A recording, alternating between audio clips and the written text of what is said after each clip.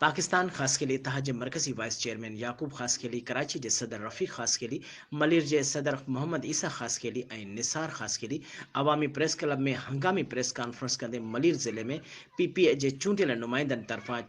6 grade जे 450 नौकरियुनि जी विरासत खे ग़ैर मुनसिफ़ाणो ऐं अक़रबा परवी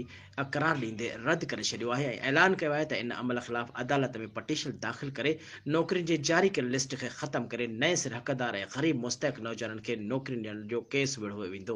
हुननि 10 सालनि दौरान मुसलसल मख़सूस माण्हुनि खे नौकरियुनि ऐं ॿियनि सहूलियतुनि सां नवाज़ण ते सख़्त तनक़ीद कंदे चयो त बेरोज़गारी ऐं ग़ुर्बत सबबि नौजवान शदीद ज़हनी अज़ियत में मुब्तला आहिनि, जंहिंजे नतीजे में मलीर में मुनशियात चोरियूं फुरनि ऐं ॾोहनि जी वारदातुनि में इज़ाफ़ो थियो आहे। पर ताज़ो मलीर ज़िले में एॾी वॾी तइदाद में नंढे ग्रेड जी नौकरियूं विरहायूं वियूं आहिनि, जिन में जंहिं नौजवान इंटरव्यू ॾिना उन्हनि खे आर्डर नाहिनि ॾिना विया। ॻोठ जा स्कूल ऐं इस्पतालुनि जे चौकीदारी लाइ बि उन ई ॻोठ जे नौजवाननि खे आर्डर ॾियण बजाए ॾूरान इलाइक़नि जे माण्हुनि खे नौकरियूं ॾिनियूं वियूं आहिनि, जेको बदतरीन नाइंसाफ़ी आहे जो मिसाल आहे। उन्हनि चयो त असां नौकरियुनि जी हिन विरासत खे रद्द करियूं था ऐं सिंध हुकूमत समेत चूंडियल नुमाइंदनि खे 2 ॾींहनि अंदरि जारी कयल लिस्टूं रद्द